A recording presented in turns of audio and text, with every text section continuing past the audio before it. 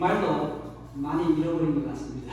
네, 말이 잘 안 나오고 그랬어요. 근데 오늘 우리 재림 조선족 재림 성도들 신앙 공동체 이렇게 해서 여름 장막회를 이렇게 개최한다는 것이 얼마나 그 소식을 들으니까 참 마음이 참 뭐라 할까요? 헌지동 하고 기대가 되었습니다. 제가 금방 지금 상해에서 중국에서 오다 나니까 이런 모습이 참 저에게는 좀 정말 마음이 이제 찬미를 부르는데요. 마음에 감동이 오고 찌릿했습니다. 피아노 소리를 못 들은 지가 이제 한 4년 5년 된 것 같습니다. 피아노 소리, 피아노 반주가 이렇게 흘러나오는데 이것이 하늘의 음악이구나. 음악의 감동을 받게 되는 것 같습니다. 오늘 이 자리에 오신 여러분 모두가 참여한 곡, 반주 음악한 곡, 또 말씀에 감동을 순간순간마다 감동을 받는 그런 시간이 되었으면 좋겠습니다. 이 시간은 또 저희들 아는 분들도 계시지만 또 처음 뵙는 분들도 계십니다. 그래서 또 뭐 서로 다 아시지만은 또 한 분 한 분씩 자리에서 일어나셔서 나는 어디에서 왔으며 이름은 누군지 개인 소개를 좀 잠깐 하고 우리 일을 시작하도록 하겠습니다. 어떻겠습니까? 그렇게 좋을까요? 개인 소개 한 사람 한 사람 하는 게 좋으시겠죠? 그럼 우리 김용남 목사님부터 일어나셔서 2줄부터 인사를 좀 해주시겠습니다. 안녕하십니까. 학교 성교교회 김용남이라 합니다. 이렇게 또 장막 부흥회를 계기로 여러분들 만나뵙게 되어서 정말 너무 반갑습니다. 이 기간 동안 하나님의 성령의 역사가 충만한 그런 기간이고요. 모두가 하나님을 만나는 그런 경험을 하게 되시기 바랍니다. 감사합니다.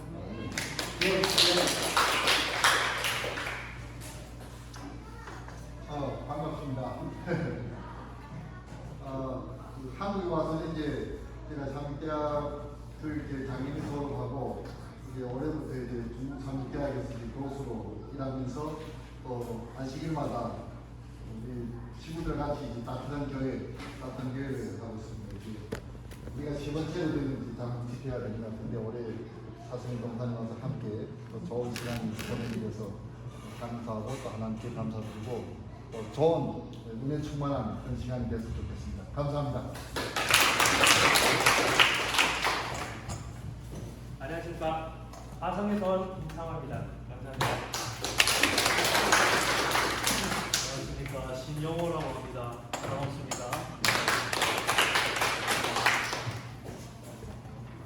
안녕하세요. 손철봉입니다. 저는 선배입니다.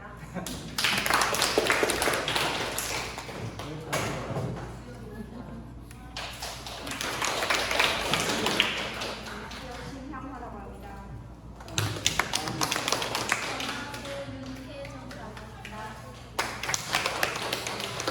안녕하세요. 저는 상해에서 이봉금이라고 합니다. 안녕하세요. 저는 유학생교에서 온 김수희입니다. 그냥 이 대회가 열린다는 그때부터 계속 즐겁게 기도해왔습니다. 그래서 이번 계기에 또 놀라운 하나님의 감동이 우리 하나로 묻는 계기가 됐으면 좋겠습니다. 안녕하십니까. 용기에서 온 사천이라고 합니다. 안녕하세요. 김영화라고 합니다.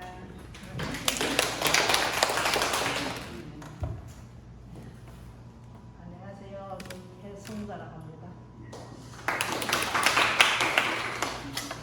안녕하세요. 반갑습니다. 산림동산에서 온 태명봉이랍니다. 항상 치매로인들과 같이 즐겁게 보내고 있습니다. 그래서 좀 공기도 바꾸고 좀 즐거운 분위기를 또 이제 여름 장막 부흥을 하면서 정말 마음껏 즐기고자 이렇게 왔습니다. 여러분 만나서 반갑습니다.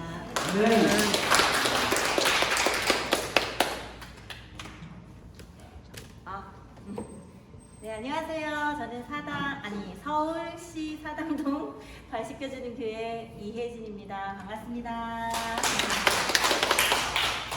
안녕하십니까. 월동 제주의 사당 같은 시켜준 교회입니다. 김철입니다. 네, 같은 교회 정보입니다. 반갑습니다. 안녕하세요. 발식겨주는 교회에서 온 진영상입니다. 안녕하세요. 저는 청량리 범부교에서 온 임순이라고 합니다. 최동기라고 합니다. 안녕하세요. 영등포에 사는 김상호입니다. 뒷사람 딸이고. 아이, 감사합니다.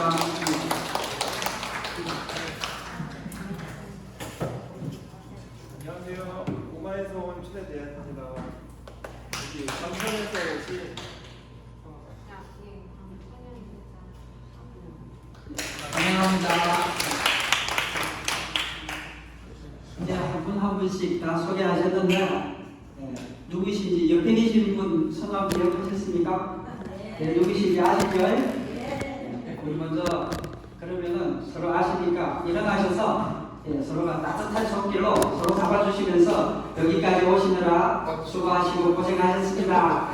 은혜로운 시간 함께 보냅시다 하고 인사를 좀 나누셨습니다.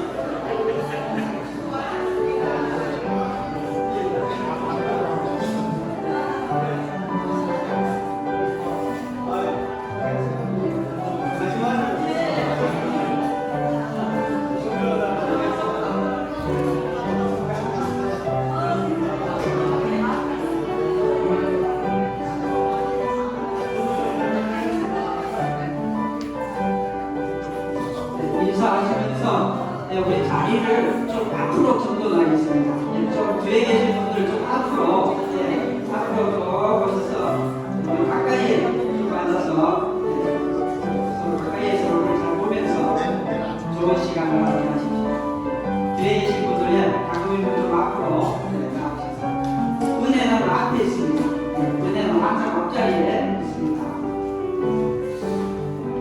우리 함께 참이 246장 참이 부르시겠습니다. 이 참이 뒤에 오늘 이번 교회 예배를 위해서 우리 김용수 목사님께서 기도해 주시겠습니다. 기도 후에 김용남 목사님께서 말씀을 주시겠습니다. 246장 참입니다.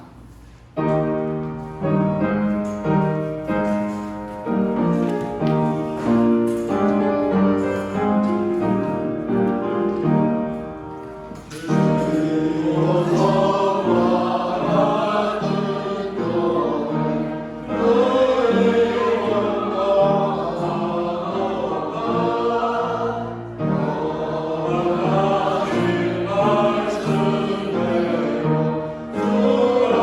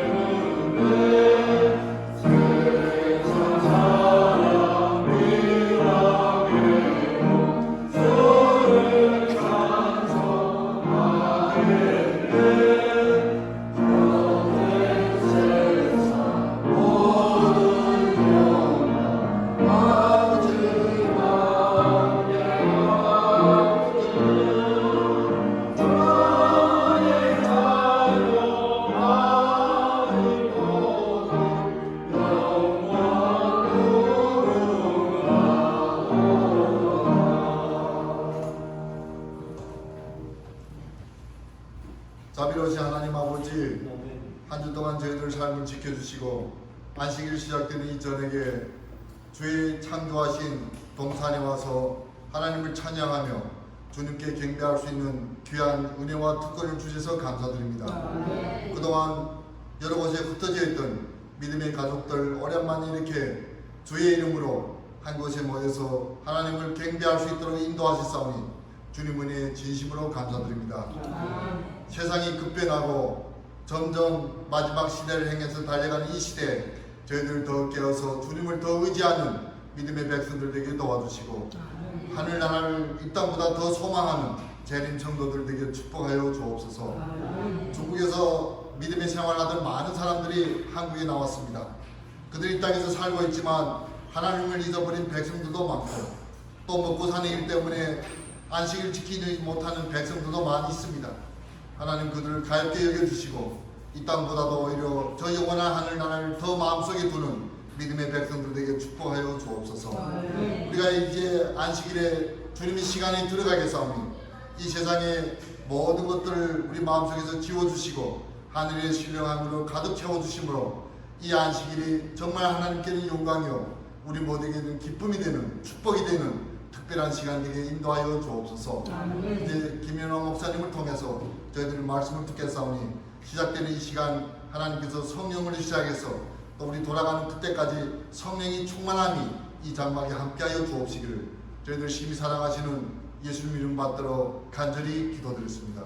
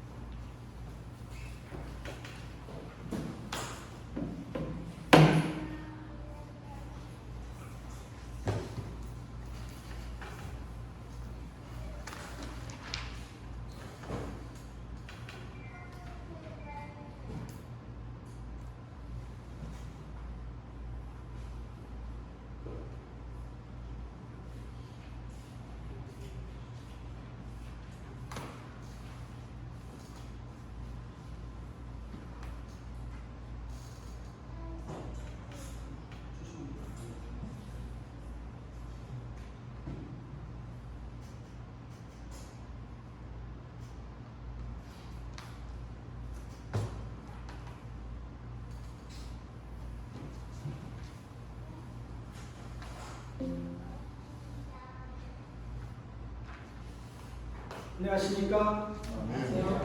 행복한 안식일입니다. 참 사실 제가 코스가 장마부가 저희가 코로나가 한창일 때 저희가 처음으로 시작했었죠. 2021년 10월달에 정말 코로나 백성이 가운데서 그때 강원도 백두에 외곽에서 제가 첫 집회를 했었습니다. 정말 중국의 조선족 어떤 곳으로 이제 신앙을 잼신앙을 갖고 있는 한국에 나와 있는 성도들을 위한 청회를 정말 우리가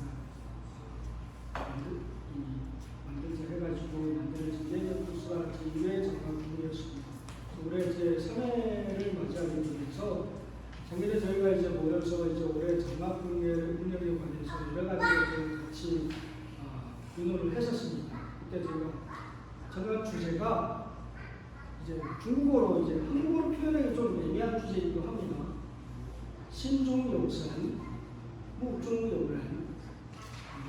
마음에 하나님이 계시면 그 사람의 눈에는 이제 사람이 보인다는 그런 의미가 되겠습니다.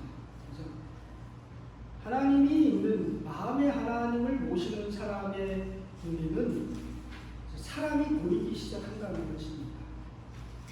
그래서 그 주제를 가지고 올해는 외부 강사 없이 작년에는 저희가 사실 주회장도 오시고 양빈님도 오시고 특별히 또 천수다 목사님 모시고 저희가 이제 집회를 했었는데 올해는 제가 조선족교회 목회자들 중심으로 주강사를 해가지고 이제 이 장막분기를 하기로 그렇게 했었습니다.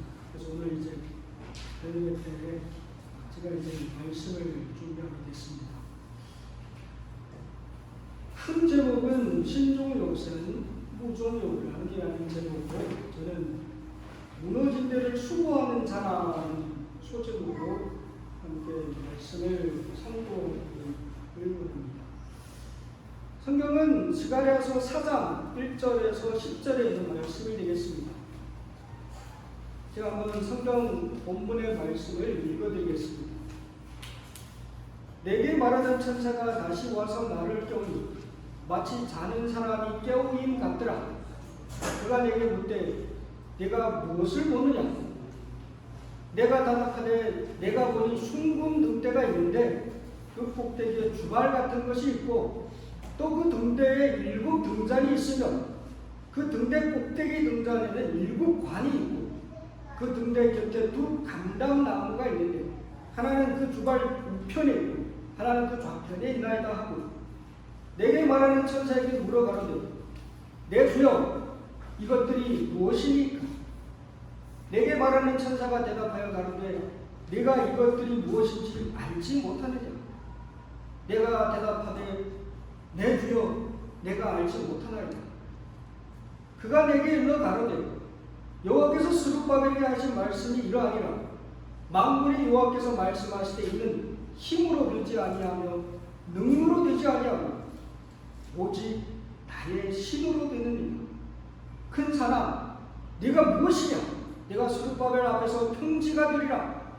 그가 머릿돌을 내어놓을 때 무리가 외치기를 은총이 그에게 있을지어다 하리라 하시고 여호와의 말씀이 또 내게 임하여 가라사대 스룹바벨의 손이 이 전의 지도를 놓았은즉 그 손이 또한 그것을 마치리라 하셨나니 만군의 여호와께서 나를 너에게 보내신 줄을 네가 알리라 하셨느니라. 작은 일의 날이라고 멸시하는 자가 누구냐? 이 7은 온 세상에 두루 행하는 여호와의 눈이라. 다림줄이 스룹바벨의 손에 있음을 보고 기뻐하리라. 방금 읽은 이 본문의 말씀은 이스라엘 백성들이 이제 바벨론에서 포로로 살다가 이제 다리오 왕 때 다시 포로에서 회복돼 가지고 예루살렘으로 돌아가게 됩니다. 예루살렘에 돌아가 가지고 이 백성들이 성전을 재건하기 시작을 했습니다. 근데 하나님의 성전이 세워지는 일이 가장 그걸 싫어하는 자가 누구겠습니까? 마귀가 아니겠습니까? 마귀의 사단의 그런 방해 작업에 인해 가지고 성전 건축 공사가 중간에 중단되는 그런 사건을 맞이하게 됩니다. 그때 하나님께서 이 스가랴 선지자를 통해 가지고 주신 기별이 바로 이 기별이었습니다. 여러분, 스룹바벨이 어떤 사람인지 혹시 아십니까? 스룹바벨은 유다 왕손이었습니다. 그는 이 메데-페르시아, 바벨론에서나 메데-페르시아에서 그의 지위는 어느 정도? 그는 그때 당시 왕이 다리오와도 굉장히 친분 있는 친구 사이였다고 역사의 기록에는 남아 있습니다. 어쩌면 그가 고향에 돌아오지 않고 계속해서 그 메데-페르시아에 살았다면 그냥 호의호식하고 편하게 그냥 잘 살 수가 있었습니다. 그런데 스룹바벨은 그 땅에 남아서 호의호식을 누리는 것을 선택하는 것이 아니고 자기 백성과 함께 고난의 땅으로 가는 길을 선택을 했다는 것입니다. 우리 장님도, 추장님도 지금 상해에서 한국으로 이사를 나왔죠. 자녀 교육이나 여러 가지 문제를 갖고 이렇게 이사를 나오셨습니다. 이스라엘 백성들이 그 메데-페르시아에서 살기 힘들어서 그들이 예루살렘으로 다시 돌아갔을까요? 그들이 예루살렘으로 다시 돌아간 이유가 무엇이었을까요? 그때 그 무리에 동참했던 그 사람들이 정말 그 험난한, 사실 그때 당시에 그 수산성에서 이제 예루살렘까지 가는 그 여정은 정말 고난의 연속이었습니다. 도처에 강도가 도사리고 있고 어쩌면 가는 길에 강도를 만나 죽어올 수도 있는 그런 현실이었습니다. 유대 유대인들의 삶 역사를 살펴보면 잘 살았습니다. 더구나 바벨론 제국은 민족 차별을 그렇게 안 했습니다. 뭐 유대인이 자기 능력만 뛰어나면 성경에서 보다시피 다니엘 같은 사람은 뭐예요? 바벨론에서 총리로도 있었던 그런 역사를 우리는 읽을 수 있습니다. 그만큼 유대인들은 그 땅에서 충분히 평안히 살고도 남을 만한 백성들이었다는 것입니다. 그럼에도 불구하고 그들이 예루살렘으로 돌아간 그 이유는 무엇이었을까요? 그럼에도 불구하고 스룹바벨이 왕과 함께 친한 친구의 사이인 이 스룹바벨이 고생이 정말 뻔히 눈에 보이는 그 예루살렘에 돌아간 이유가 무엇이었을까요? 그의 마음에는 하나님이 있었기 때문인 것입니다. 그는 그의 마음에는 성령의 그 뜨거움이 그를 그 자리에서 그냥 가만히 있게 못 만들었다는 것입니다. 마음에 하나님이 있으니까 뭐가 보입니까? 황폐된 예루살렘 성읍이 보이고 황폐된 성전이 보였다는 것입니다. 하나님의 영광이 사라진 그 장소가 그 마음에 걸려서 그가 정말 그 수산성에서 누리는 그 모든 풍기 영광과 그에게는 도무지 그의 마음을 안정을 시킬 수 있는 상황이 아니었다는 것입니다.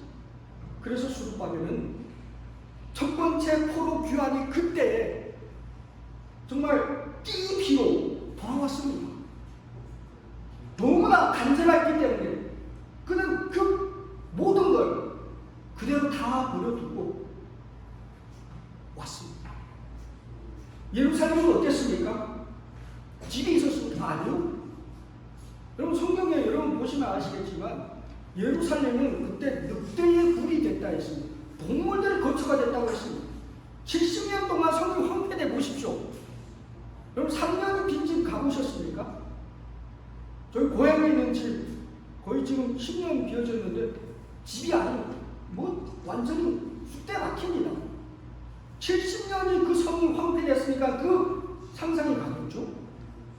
아무것도 없습니다. 허허벌판이었습니다. 하지만 그런 곳에 스룹바벨은 뜻을 정해서 갔다는 것입니다. 왜서 그 마음에 하나님이 있었기 때문이라는 것입니다.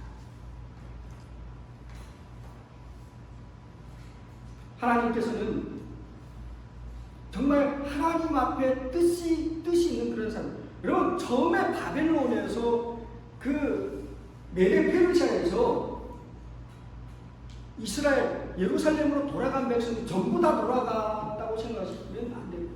역사를 보더라도 1차, 2차 회기가 있습니다. 처음에는 얼마 안 갔습니다. 첫 피에는 정말 많지 않은 사람들이 갔었습니다. 그런데 가서 성전을 재건하고 성을 재건하고 성전을 재건하는데 쉽지 않았다는 것입니다. 계속해서 방해 작업이 들어왔습니다. 어려움이 닥치고 고사질을 하고, 왜냐하면 그때 당시에 이미 이스라엘은 망했습니다. 국가가 주변 국가가 그 이스라엘이 옛날에 영광을 다시 회복하고 나라를 회복하는 게 누구도 원치 않았습니다. 또 마치 지금 남북한이 남북은 통일되를 원하지 주변 국가 누구도 원하지 않는 것이, 그때 당시 그 주변의 모든 세력은 이스라엘이 회복되는 걸 누구도 원치 않았습니다. 계속해서 고사질을 하고, 그 다음 그 왕이 명을 내려가지고 성전 건축을 좀 멈추라고 명이 내려집니다. 여러분 어려움이 우리들의 삶 속에서 살다 보면 가끔 생각지 않게 예기치 않게 우리가 하나님 일을 한다고 하는데도 불구하고 어려움이 닥칩니까? 닥쳐옵니다. 내가 생각지 못한 어려움이 분명히 옵니다. 그럼 되게 어떻게 합니까? 그때 당시 이스라엘 백성들은 놓아버렸습니다. 이거 하나님 뜻이 아닌가 보다. 다 각자의 집으로 돌아갔습니다. 뭐 우리가 먹고 살기도 힘든데 여러분 생각해 보십시오. 예루살렘이 황폐된 그곳에 가가지고 다시 각자가 자기 집을 짓고 자기 사업을 일으켜 세우고 모든 게 다 새로 시작하는 것입니다.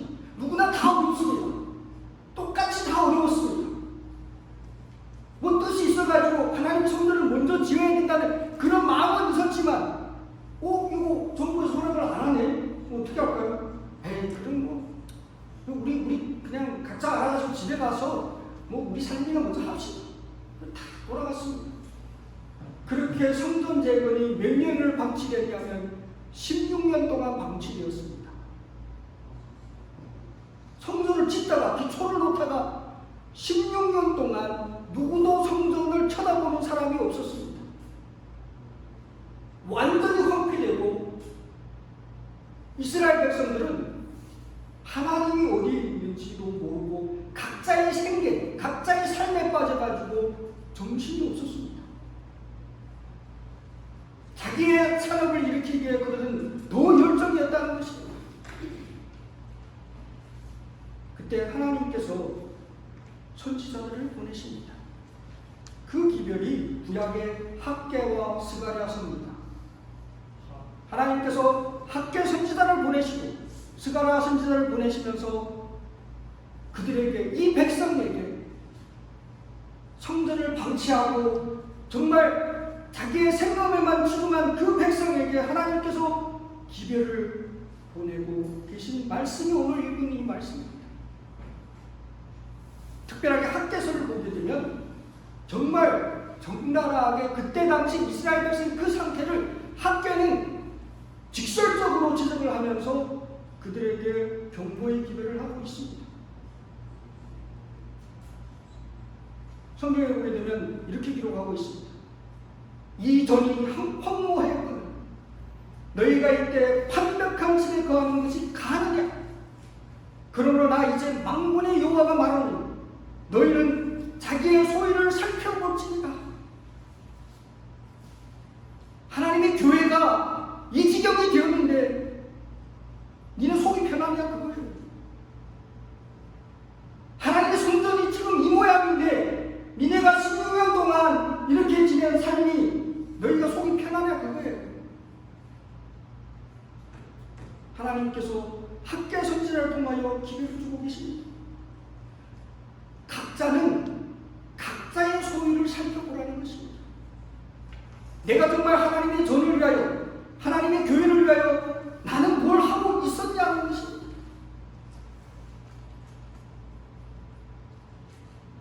하나님께서 우리에게 질문하고 있습니다. 왜 너희들은 이처럼 적게 행하였느냐? 이스라엘 백성들이 예루살렘으로 돌아왔습니다.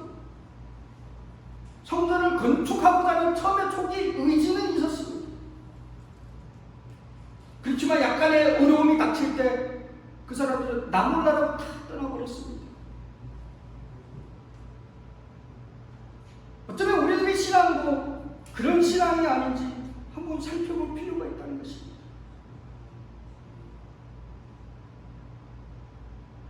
믿음으로 우리는 의를 얻습니다. 하지만 행함이 없는 믿음 그 자체는 죽은 것이라고 성경은 분명하게 이야기하고 있습니다. 믿음과 행함은 뗄래야 뗄 수 없는 관계입니다. 우리들이 신앙의 삶 속에서 삶이 없는 신앙은 그것은 정말 영혼이 없는 몸과 같은 것이라는 것입니다. 결국 그것은 죽은 것이라는 것입니다.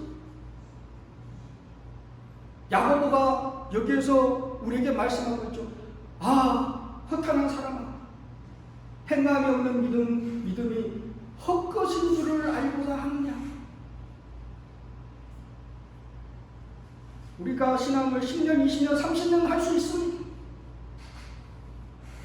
하지만 중요한 것은 얼마나 우리는 주의 말씀에 따라서 우리의 삶을 그 하나님의 말씀에 순종하고 있느냐는 것입니다. 영혼이 없는 몸이 죽은 것 같이 행함이 없는 믿음은 죽은 것입니다.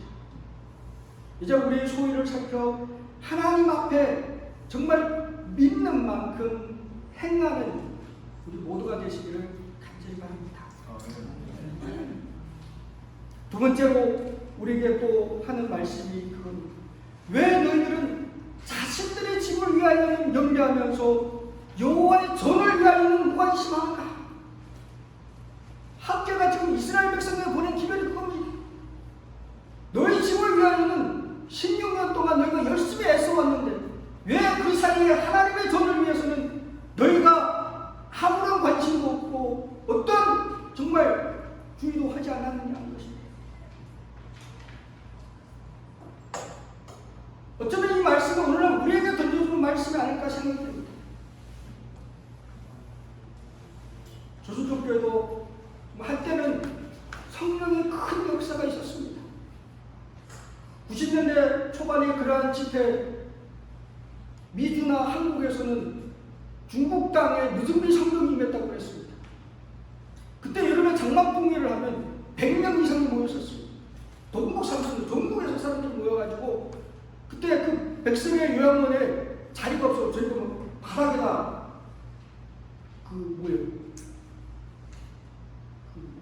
갑자기 스크시아 있잖아요. 그걸 깔고 자고 막 그랬습니다.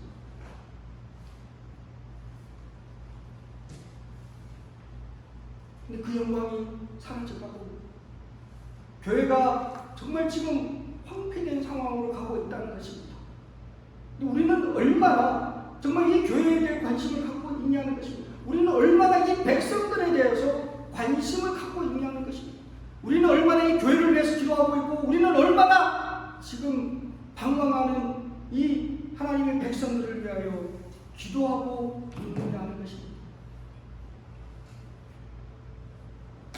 주님께서 말씀하십니다. 세상에 내 가정, 내 집을 위해서 염려하기보다는 먼저 하나님의 교회를 위하여 염려하고 그 교회를 위하여 채우는 일에 정말 내 마음을 쏟아부으라고 말씀하십니다. 너희는 먼저 그의 나라와 그의 의를 구하라. 그리하면 이 모든 것을 너희에게 더하시리라. 어쩌면 우리의 관심과 우리의 초점이 잘못 지금 된 방향으로 가고 있지는 않는지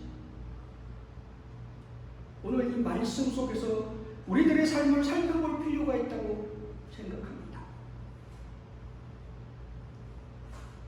세 번째로 이제 학계가 너희들이 한때 여호와의 전 복구를 위하여 가졌던 열심이 어디에 있느냐고 말씀하고 있습니다. 초기에 그들이 예루살렘에 왔을 때 열심이 정말 대단했습니다. 모든 걸 다 거쳐서 헌신해서 하나님의 전을 건축하고자 하는 열망이 있었습니다. 그런데 정부가 막았습니다. 못한다? 열심히 이제 사라지기 시작했고 아예 그 초기의 열심이 어디 갔는지 찾을 수조차 없는 상황이 되었다는 것입니다. 우리들이 신앙을 한번 살펴보면 어떨까요? 초기에 내가 갖고 있었던 신앙과 지금의 나의 신앙의 그 열정의 상태가 어떠합니까? 저도 마찬가지 같습니다. 정말 초기에 제가 처음으로 이제 침례를 받고 제가 장춘에서 침례받고 그때 이제 고향으로 갔는데 열심히 정말 대단했습니다. 그때 동부의 겨울이 얼마나 추웠습니까? 매일 자전거 타고 10리, 20리를 다니면서 어디에 교회 다니는 사람이 있다고 찾아갔습니다. 일요일교회에서 집회하는데 한 100여 명 모여서 집회한다고 하더라고요. 그때 정말 하루가 마치 범무서운 줄 모른다고 제가 신앙한 지 3개월 됐는데 제가 혼자 거기에 찾아갔어요. 거기에 가서 안식을 기도를 전한다고. 지금 우리는 어떻게 하고 있습니까? 세상이 아니라면 우리는 너무나 우리의 열정이 사라진 우리의 모습을 보게 된다는 것입니다. 하나님께서는 이 마지막 때에 그러한 열정이 회복되기를 원하십니다. 계시록 3장 19절의 말씀입니다. 무릇 내가 사랑하는 자를 책망하여 징계하노니 그러므로 내가 열심을 내라. 회개하라. 주께서 강목하게 말하고 계십니다. 열심을 다시 회복하라고 말씀하고 있습니다. 정말 주님의 교회를 위한 그 선교적 열심을 회복하여 죽어가는 이 교회를 하나님의 교회를 하나님의 성전을 다시 살리는 일에 우리가 함께 힘을 합하는 우리 모두가 되시길 간절히 바랍니다. 그러면서 이제 학계 선지자가 이야기합니다. 너희가 자신을 섬기면서 너희가 결국 얻은 게 무엇이냐 그거예요. 16년 동안 너희들이 열심히 니네 짓고 열심히 산다고 했는데 결국 니네 잘 사냐 그거예요. 지금 너희들의 삶이 정말 쫙 펴가지고 세상의 모든 이방인 중에서도 우등으로 너희가 살아가냐 그겁니다. 근데 현실은 그렇지 않았다는 것입니다. 이스라엘 백성들이 나름대로 성전을 방치한 채 자기의 삶에 열중했던 그 16년은 오히려 과거 16년 전에 이스라엘의 그들이 예루살렘에 돌아갔을 때와 별반 차이가 없었다는 것입니다. 왜 그러냐? 학계 선지자는 그 이유를 이야기하고 있습니다. 빈곤을 벗어나려는 욕망이 그대들에게 성전을 게을리하게 하였습니다. 이 태만이 바로 그대들을 두려워한 그것을 오히려 그대들에게 가져다 주었다. 너희가 많이 뿌릴지라도 수입이 적으며 먹을지라도 배부르지 못하며 마실지라도 흡족하지 못하며 일꾼이 상을 받아도 그것을 구멍 뚫어지고 전대에 넣음이 되느니라. 그럼 많이 버는 게 중요합니까? 아니요. 그 재물이 어떻게 보존되느냐가 중요하다는 것입니다.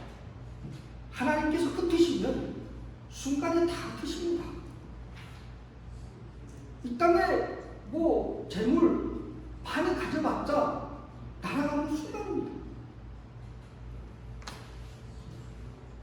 정말 내가 순간에 장사를 잘해가지고 몇 천만 되는 오더를 따내가지고 볼 수 있습니다. 근데 그게 날아가는 것도 순간이더라고요. 하나님을 흩으시면 남는 게 결국 없습니다. 이스라엘의 시대가 그랬습니다.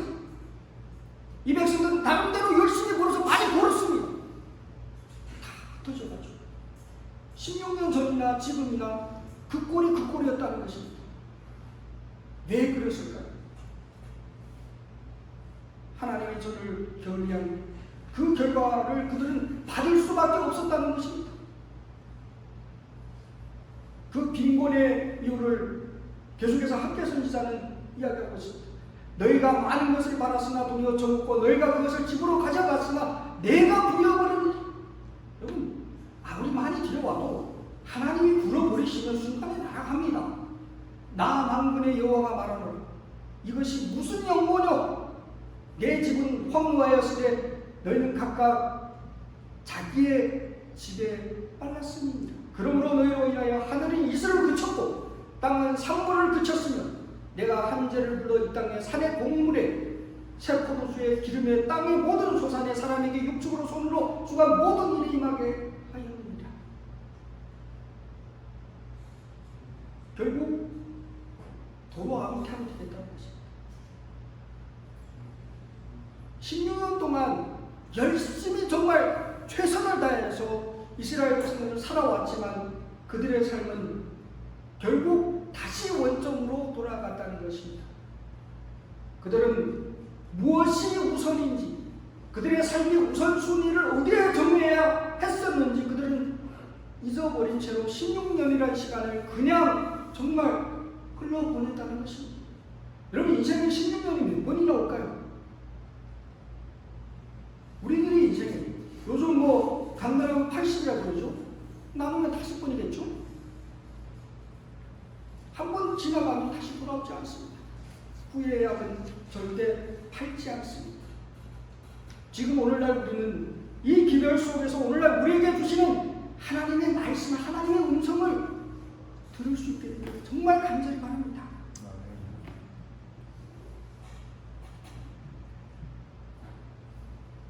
이 도표는 제가 2021년도에 한번 조사를 한 그런 내용입니다.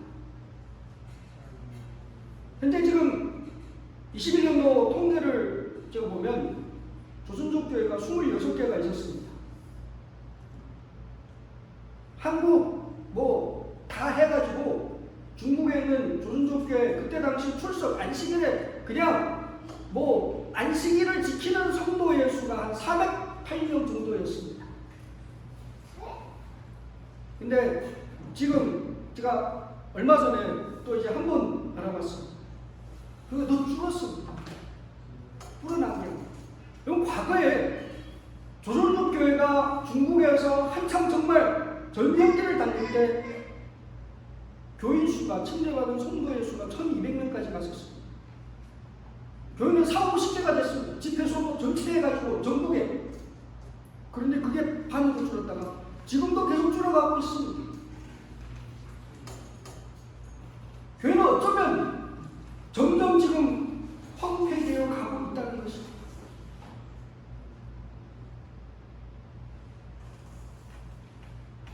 하나님의 교회가 쓰러지는 이 상황을 보면서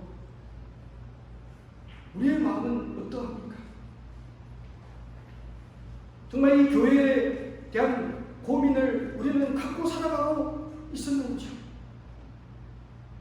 혹 여지껏 내 집을 일어서는 일에만 내 집을 어떻게 하면 더 아니라고 판명하게 만들기에 더 열정을 쏟아냈다면 이제 다시 한번 학계 선지자의 이 기별에 귀 기울이시고 다시 한번 내 신앙을 살피셔서 하나님 앞에 진실된 회개를 하시는 우리 모두가 되시기를 간절히 바랍니다. 네. 학계의 기별이 이 백성들의 마음을 움직였습니다. 그동안 16년 동안 방치했던 하나님의 성전에 대한 그들은 회개의 마음으로 모든 백성들이 이제 다시 마음을 합하여 하나님의 성전을 다시 세우는 일에 그들은 함께 동참했습니다. 성전 공사가 시작되자 하나님께서 다시 한번 학계 선지자를 통하여 기별을 그들에게 주셨습니다. 여호수아야 스스로 굳세게 할지어다. 나 여호와의 말이니라. 이 땅 모든 백성아 스스로 굳세게 하여 일할지어다. 내가 너희와 함께합니다. 하나님께서 오늘날 우리에게 소명을 주시고 이 교회에 대한 성령의 사명을 주셨을 때 우리만 나가도록 하나님께서는 하지 않으신다는 것입니다. 학계 선지자를 통하여 이스라엘 백성들이 마음을 움직여서 성전을 재건하게 하고 그들이 그 현장에 다 나와서 움직일 때 하나님께서 학계 선지자를 통하여 그들에게 약속하고 있습니다. 내가 너희와 함께 하겠노라고 말씀하고 있습니다. 오늘도 우리에게는 똑같은 약속이 있습니다. 예수께서 승천하시기 전에 제자들과 오늘날 우리에게까지 하신 약속입니다. 뭐라고 하셨습니까? 내가 세상 끝날까지 너희와 항상 함께 있으리라. 여러분, 다른 보상이 뭐가 필요합니까? 나의 하나님이, 우리 하나님이 나와 함께 하시겠다고 약속하고 계십니다. 하나님이 있으면 가능합니다. 내게 능력 주시는 자 안에서 우리는 모든 걸 할 수 있다고 성경은 약속하고 있기 때문입니다.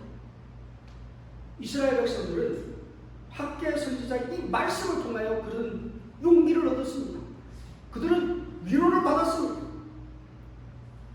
여러분, 다시 시작하는 성전 건축에 또 어려움이 없었을까요? 아니요. 똑같이 어려움이 왔습니다. 매일 그 주위에는 이방 민족들이 칼을 들고 와가지고 전쟁을 하고, 그래서 수바벨 성전을 다시 지을 때도 칼을 차고 한쪽에서 모초를 서면서 그들은 성전을 지어갔다는 것입니다. 여러분, 세상 끝날까지 위기는 끊이지 않습니다. 기독교의 박해와 여러 가지 우리가 예견치 못한 그런 핍박들이 계속해서 끊이지 않을 것입니다. 우리가 평안히 신앙할 거라고 생각하십니까? 한국이 신앙적 자유가 있으니까 이곳에서는 우리가 신앙이 좀 더 자유로울 것이라고 생각하고 있으십니까? 오히려 한국의 이러한 평온함이 어쩌면 우리의 신앙을 더 침식하고 더 나락으로 빠뜨리고 있는지도 모릅니다. 자본주의에 물들어가죠. 사실 공산주의보다 더 무서운 게 자본주의라고 그랬었어요. 정말 무시하고 그러거든요. 실제로 그런 것 같습니다. 그 공산주의 속에서 안식일을 지키고 신앙을 지켰던 사람이 자본주의에 와서 돈 맛을 보여드리더니만 안식일이 저리 가라는 거예요. 안식은 뭐 돈 버는 게 200만 300만 들어오는 게 더 중요하지 눈에 보이는 돈이 더 중요했다는 것입니다. 이스라엘이 그랬던 것처럼 우리도 오늘 우리의 초점을 지금 잃어가고 있다는 것입니다. 다시 돌아와야 합니다. 다시 돌아오기만 한다면 하나님의 약속이 있습니다. 주님께서는 우리와 함께 하시겠다고 확실하게 약속하고 있기 때문입니다. 어쩌면 오늘 우리가 하나님의 약속보다 어떤 누구의 이 나라 윤석열 대통령이 우리 교회 전 좋게 이렇게 주는 걸 내가 도와주겠습니다. 이러면 해가지고 사람이 더 많이 모일 수도 있습니다. 여러분 인간을 의지하면 그것은 순간에 나아가는 것입니다. 어쩌면 그 어려움을 이겨나가면서 우리가 하나님을 의지하면서 세워질 때 하나님의 영광이 더 드러나게 된다는 것입니다. 이스라엘은 지금 그걸 경험하고 있는 것입니다. 어쩌면 조선족 교회도 하나님께서 그걸 원하고 계실지도 모릅니다. 하나님께서 분명히 이 교회에 대한 분명한 하나님의 섭리가 있고 뜻이 있다고 저는 믿습니다. 하나님의 그 섭리를 이루기 위하여 정말 이제 우리가 이 마지막 때의 소명을 다해야 될 때가 지금이 아닐까 생각합니다. 다른 조력자가 또 뭐가 필요할까요? 여호와의 도우시는 길을 우리는 알지 못하지만 하나님께서는 당신을 의지하는 사람들을 결코 저버리지 않으신다는 것을 우리는 알고 있다. 가끔 일을 하다 보면 속상할 때가 많습니다. 내 생각대로 안 되고 내가 원하는 방향대로 일이 안 돼가지고 정말 이게 맞는가? 가끔은 그런 회의에 빠질 때 저도 있습니다. 하지만 분명한 것은 하나님이 도우시는 길을 우리는 알지 못합니다. 나는 오른쪽으로 도우시면 좋겠는데 하나님께서 계획하시고 도우시는 길은 왼쪽이었다는 것입니다. 분명한 것은 그분은 하나님 일을 하고자 하는 그 사람을 분명히 도우신다는 것입니다. 이 말씀 속에 있습니다. 하나님께서는 당신을 의지하는 사람들을 결코 저버리지 않으신다는 것을 우리는 알아야 한다는 것입니다. 정말 우리가 그걸 알 수만 있다면 하나님께 좀 더 불평을 하지 않았을 거죠. 그걸 알 수만 있었다면 정말 하나님의 뜻에 따라 우리도 움직일 수 있었을 것이라는 것입니다. 하나님께서는 분명하게 하나님의 백성을 통하여 하나님의 뜻에 순종하는 그 한 사람일지라도 그 사람을 통하여 이 마지막 사역을 분명히 이루실 것입니다. 주님께서 말씀하십니다. 두려워 말라. 내가 너와 함께하리라. 놀라지 말라. 나는 네 하나님이 됨이니라. 내가 너를 굳세게 하리라. 참으로 너를 도와주리라. 참으로 나의 의로운 오른손으로 너를 붙들리라. 이사야서의 이 약속이 오늘 저와 여러분의 약속임을 믿고 하나님 앞에 우리 앞에 나가는 그 어떤 일에도 두려워 떨지 말고 놀라지 말고 하나님을 의지하고 붙드시는 우리 모두 성도님이 되시기 간절히 바랍니다. 아멘. 스룹바벨은 하나님을 의지했습니다. 여러분 스룹바벨은 빽이 강한 사람입니다. 아까도 얘기했지만 역사 기록에 보면 이 사람은 다리오 왕의 친구였습니다. 나라 대통령이 친구면 빽이 뭐 더 이상 더 바랄 게 있습니까? 그러면 끝났습니다. 사실 왕에게 한마디만 하면 모든 게 해결이 됩니다. 그럼에도 불구하고 스룹바벨은 때를 기다렸고 하나님께서 움직이시는 그 시점을 기다리셨다는 것입니다. 때가 되어 하나님의 기별이 임했을 때 그는 하나님을 의지하여 하나님의 백성들과 함께 하나님의 전을 다시 세우기를 원하셨다는 것입니다.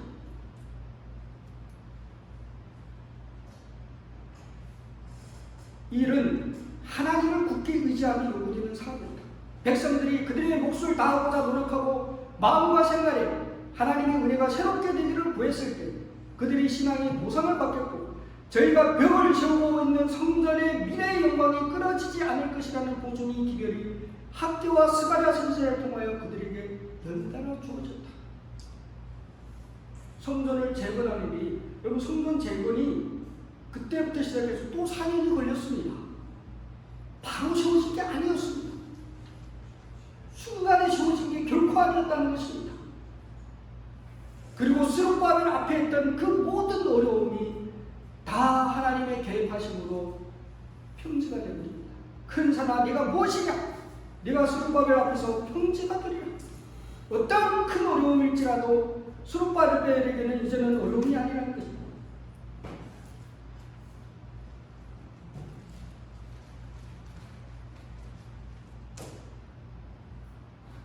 이제 학교 선지자를 통하여 이 백성에게 기별이 전해졌습니다. 오늘부터 내가 너희에게 복을 주리라고 말씀하십니다. 그러면서 너희가 회개하고 복음을 믿으라고 말씀하십니다. 정말 진실된 회개가 우리의 삶 가운데 일어날 때 우리의 신앙의 영적인 삶이 달라질 뿐만 아니라 우리의 육적인 이 세상의 삶도 달라질 것이라는 확실한 보증이 이 말씀 속에 있습니다. 우리가 궁극적으로 바라는데 이 땅에서 잘 먹고 잘 사는 것은 아니지만 하나님께서는 그것까지도 우리에게 보장하고 약속하고 있다는 것입니다. 세상의 방식으로는 결코 이런 일은 이루어질 수가 없는 것입니다. 스룹바벨이 세상의 방식대로 자기가 갖고 있는 인맥을 통하여 그는 그 문제를 해결할 수도 있었습니다. 스룹바벨도 돈이 많습니다. 왕을 통해서 그는 충분하게 후원을 받아가지고 뭔가를 할 수도 있었습니다. 여러분 저희가 이 고수다 집회를 준비하면서 항상 우리가 갖고 있는 원칙이 이것이었습니다. 우리는 이제 더는 외부에 손 내미지 말자. 우리 힘으로 정말 이 하나님이 죽어가는 교회를 다시 일으켜 세우고 우리가 온전히 하나님을 의지하고 회개함으로 말미암아 이 교회를 다시 한번 일으켜보자. 그게 우리가 고수다가 갖고 있는 취지가 아닙니까? 스룹바벨도 마찬가지였습니다. 그는 세상의 방식을 선택하지 않았습니다. 주께서 말씀하시죠. 이는 힘으로 되지 아니하며 능으로 되지 아니하며 오직 나의 힘으로 됩니다. 하나님의 일은 하나님의 능으로만 가능합니다. 내 능력이 아닙니다. 내 백이 아닙니다. 내 갖고 있는 지식이 아닙니다. 우리가 얼마만큼 예수께 굴복하고 하나님의 성령의 능력에 굴복하느냐에 따라서 우리의 결과는 달라질 것이라고 이야기하고 있습니다. 그들은 하나님을 의지하고 그분께서 그들에게 위탁하신 달란트를 사용하는 방법에 대하여 그분께 회개하여야 합니다. 그들은 하나님의 청지기들임을 깨닫고 그분의 이름을 찬미하기 위해 노력해야 합니다. 하나님 앞에 우리는 돌아가야 합니다.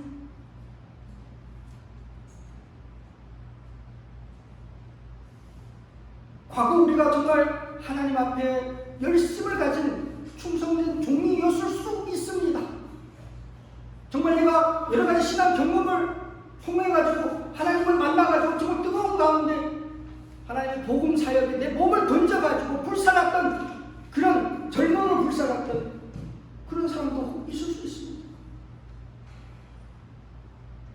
그런데 그리스도 신앙에서 중요한 것은 과거가 아니라 오늘 지금 현재라는 것입니다. 과거의 성령의 경험이 결코 오늘날의 내 신앙의 상태를 해결해 줄 수가 없다는 것입니다. 사울왕도 성령을 받았습니까? 사울왕도 성령의 감동을 받고 예언을 하고 하나님을 찾아가고 했던 사람이 사울왕이었습니다. 그랬던 그 사람이 어떻게 됐습니까? 무당을 찾아가고 결국에 비참한 추억을 맞이하게 된 그 결과를 우리는 보게 됩니다. 여러분, 10년 전에 내 뜨거웠던 재림신앙 결코 오늘날 내 구원을 보장하지 못합니다. 주님께서는 오늘 이 순간에 내 마음을 보시고 내 믿음을 보시고 내 상태를 보신다는 것입니다. 신앙은 정말 오늘의 신앙이고 매일의 신앙입니다. 에녹이 살아서 승천할 수 있었던 이유는 매일 하나님과 동행했기 때문이었다는 것입니다. 원래 우리들의 신앙의 경험 속에 바로 그러한 신앙이 필요하다는 것입니다. 정말 우리들의 신앙의 삶 속에서 양성과 인내와 오래 참음과 온유와 성령의 8가지 열매가 매일매일 반복되어 재현되어 그게 참 그리스도의 삶이라는 것입니다. 그래서 우리는 매일 예수님을 믿고 그분을 의지하는 삶을 살아야 하는 것입니다. 누구도 이 세상에 그 어떤 사람도 하루도 예수를 떠나서 안전한 사람은 존재하지 않습니다. 왜요? 이 세상은 마귀가 주관하고 있기 때문이라는 것입니다. 그래서 우리는 예수님을 더 바라봐야 하는 것입니다. 그분을 더 의지해야 하는 것입니다. 하나님께서 이 마지막 시대에 늦은 비 성령을 약속하셨습니다. 이 시대는 성령의 시대입니다. 성령은 분명히 임하십니다. 그런데 아무나 임하는 게 아닙니다. 준비된 심령이 임합니다. 모든 사람이 성령 받는 게 아닙니다. 이제는 우리가 40명, 50명 앉아 집회를 받던 중에 그 중에 4명, 5명만 성령 받을 수 있다는 것입니다. 그래서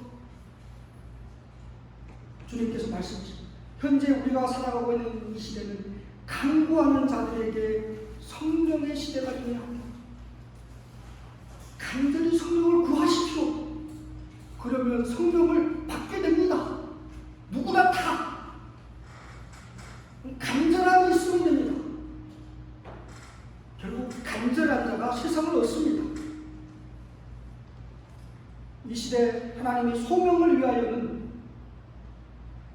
우리가 하나님의 성령으로 감동되어 그 뜨거움으로 열정이 회복되어 우리는 나아갈 때 하나님께서 이 교회를 분명히 다시 일으켜 세우실 것이라는 것입니다.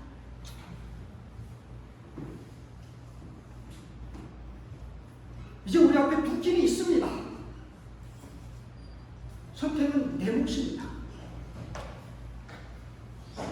제가 저희 작은애한테 요즘 미운 8살이라 그런지 하지 말라는 걸 꼭 합니다. 청력입니다. 꼭 이걸 하지 말라고 하면 그걸 찾아합니다. 그때 제가 자주 하는 말이 있습니다. 네 선택에 네가 이제 스스로 책임질 나이다. 네 선택한 그 결과에 대해서 네가 책임질 수 있냐고 확실하게 물어봅니다. 저번에는 집 나간다고 그러더라고요. 집 나간다고. 이 집에서 못 살겠다. 그래서 제가 그랬어요. 네 선택, 아빠는 말리지 않는 거야. 네 선택한 그 결과를 네 스스로 책임질 수 있겠냐. 집 나간 결과에 대해서 설명을 해줬습니다. 그러니까 안 나갔네. 그랬대. 아이도 자기가 선택한 결과에 대해 어떤 책임을 져야 되는지 분명히 알고 있습니다. 오늘도 우리도 마찬가지입니다. 우리가 선택한 결과에 대해서 우리는 그대로 받을 수밖에 없습니다. 이 시대에 어떤 길을 선택할지 내 선택한 대로 결과는 분명하게 이미 정해져 있습니다. 세상의 길은 허식과 거만으로 시작되지만 하나님의 길은 보잘것없는 그날을 진리와 의의 영광스러운 승리의 시작으로 삼는 것입니다. 어쩌면 하나님이 이걸 시작할 때 정말 너무 초라하게 짝이 없습니다. 야, 이걸 갖고 이거 되나? 뭐 이런 사람들 갖고 이거. 여러분, 예수님의 12제자들이 똑똑한 사람이 있었습니까? 아니요. 그 중에 제일 똑똑한 사람이 강유다였습니다. 나머지는 정말 별 볼일 없는 사람들이었습니다. 그런데 하나님께서는 그 별 볼일 없는 그 사람들을 통해 세상을 뒤번져 놨다는 것입니다. 어쩌면 오늘날 이 자리에 모인 우리들의 모습이 좀 초라해 보일 수도 있습니다. 하지만 분명한 것은 하나님 앞에 정말 뜨거운 열정을 회복하고자 하는 마음을 가진 그 사람들이 있다. 그 한 사람, 그 두 사람, 그 세 사람을 통해서 하나님께서는 이 세상을 바꿔놓는다는 것입니다. 스룹바벨 한 사람을 통해 정말 처음에 예루살렘에 돌아갔던 그 몇만 안 되는 그 사람을 통하여 하나님께서는 역사를 바꾸셨습니다.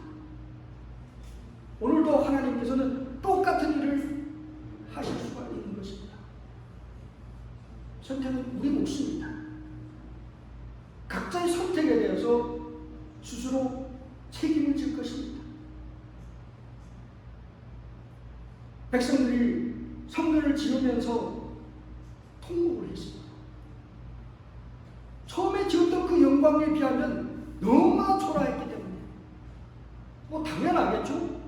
솔로몬의 성전은 다윗 때부터 준비해가지고 엄청난 모든 이 세상의 최고의 보물들을 모아가지고 지어진 성전이 솔로몬 성전이었는데 지금 솔로몬 성전은 뭡니까? 포로에서 돌아와가지고 겨우겨우 얻어서 쓰는 그런 보조금을 통해 가지고 지어진 성전이었습니다. 당연히 초라할 수밖에 없었습니다. 뭐 어쩌면 겉모습이 정말 화려하지 않을 수 있습니다. 조선족교회 우리들의 모습이 너무나 정말 초라해가지고 정말 이 교회 하나님께서 이 교회를 통해 정말 뭘 하실까? 에이 그냥 뭐 한교회 나가버리고 말지. 그런 생각을 할 수도 있다는 것입니다. 하지만 스룹바벨 성전에 예수께서 오셨습니다. 솔로몬의 성전에는 하나님의 그냥 빛이 임해가지고 그 재물을 사르는 그런 영광이 있었다고. 하나님이 스룹바벨 성전에 직접 임하셨습니다. 누가 더 영광을 받았습니까? 그 초라함 속에서 하나님의 섭리가 더 크게 드러났다는 것입니다. 오늘도 마찬가지입니다. 하나님이 일하시는 방법은 바로 이런 방법으로 일을 하신다는 것입니다. 저는 분명하게 조선족 교회가 과거의 영광을 재현하고 더 영광스러운 미래의 주님의 재림을 영접하는 그 일과 그 사명에 큰 역할을 감당할 것을 믿음이 있습니다. 오늘 이 자리에 모인 이 백성들이 있기 때문입니다. 하나님께서는 우리를 통하여 이 성전을 분명히 일으키시고 이 교회를 분명히 일으키실 것이라고 저는 확신합니다.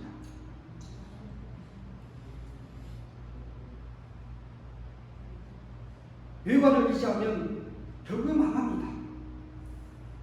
여러분, 사실 이 대한민국에 보면 화려한 교회들이 굉장히 많습니다.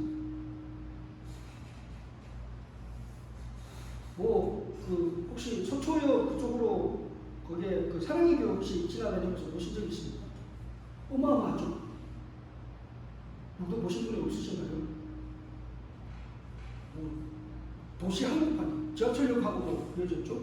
몇 천억을 들여가지고 그 땅을 사는데는 2천억이 들어갔다고 그러더라고요. 건물을 짓는데도 수천억이 들어가고 그 어마어마한 화려한 성전, 그러한 성전을 통하여 하나님의 영광이 드러날까 하는 것입니다. 여기 옆에 보이는 사진은 미국의 유명한 수성교회로 굉장히 유명한 교회였습니다. 저 교회가 지금 부도가 나가지고 천주교에 팔려버렸습니다. 교인이 몇만 명 되고 어마어마했습니다. 미국의 제일 잘 나가는 교회였습니다. 그래서 목사가 은퇴를 하면서 자기 아들에게 교회를 물려줬습니다. 교회 피리가 생기게 되면 어떻게 될까요? 순간에 무너집니다. 인간의 방법. 많은 경우에 근데 우리는 어떻게 합니까? 외관의 화려함을 먼저 추구합니다. 어떤 형식과 틀이 먼저 우선 보여야만 뭔가 하는 듯 그렇게 느껴지기 때문인 것입니다. 하나님께서는 그러한 가운데 임하시는 분이 결코 아니시라는 것입니다. 세상의 습관으로 물들어진 우리들의 신앙의 형태를 이제 바꿔야 합니다. 다시금 하나님의 방법으로, 하나님의 영의 감동으로 우리의 마음이, 우리의 신앙이 회복되지 않은 것입니다.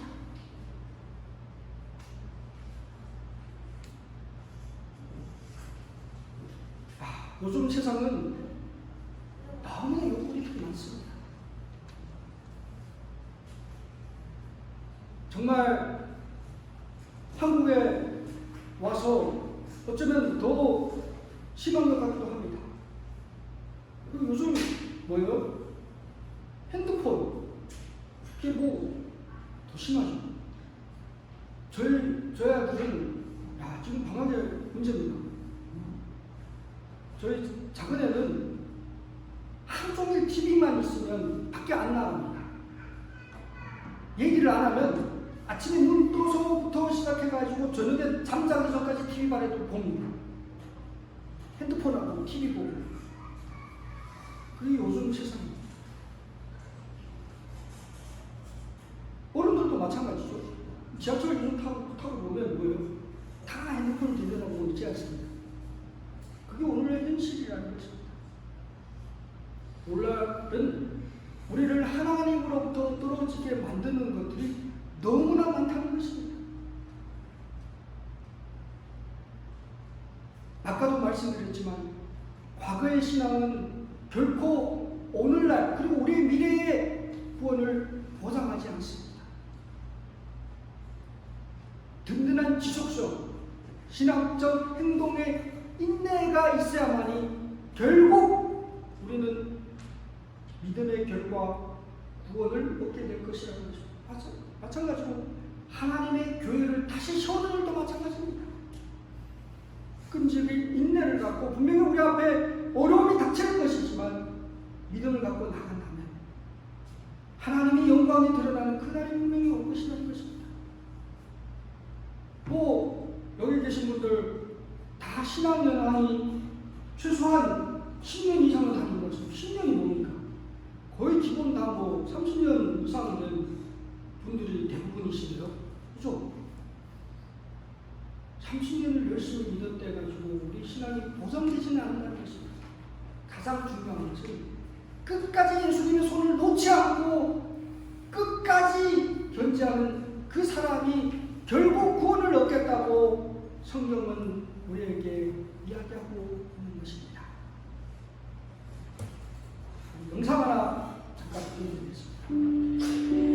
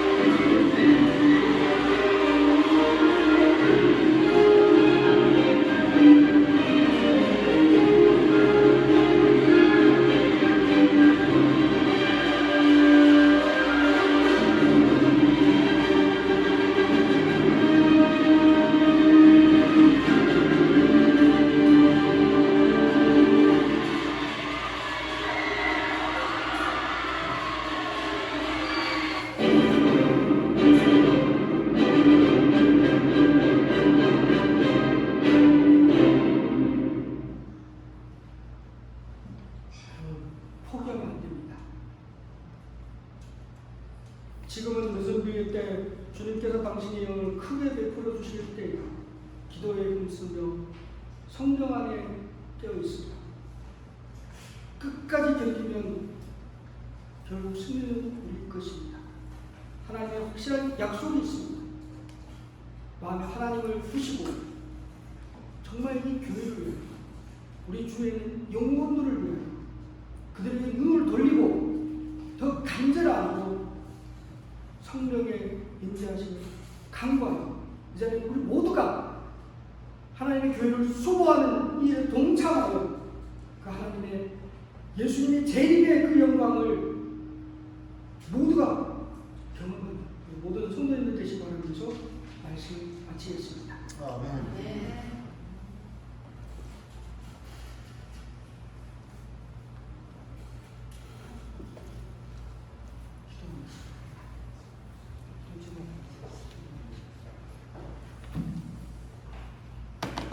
오늘 말씀 주신 경건을 주님께 감사드립니다.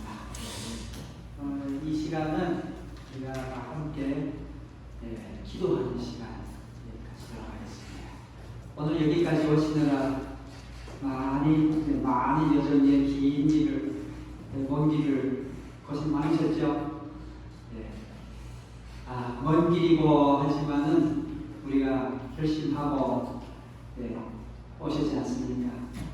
그래서 우리 옆에 계신 분 서로 두 분씩 짝지어서 우리 기도하는 시간을 갖겠는데요. 몇 가지 기도 제목으로 기도하겠습니다. 첫째는 옆에 계시는 분, 참 우리 어려운 이 코로나 기간도 참 어려웠죠.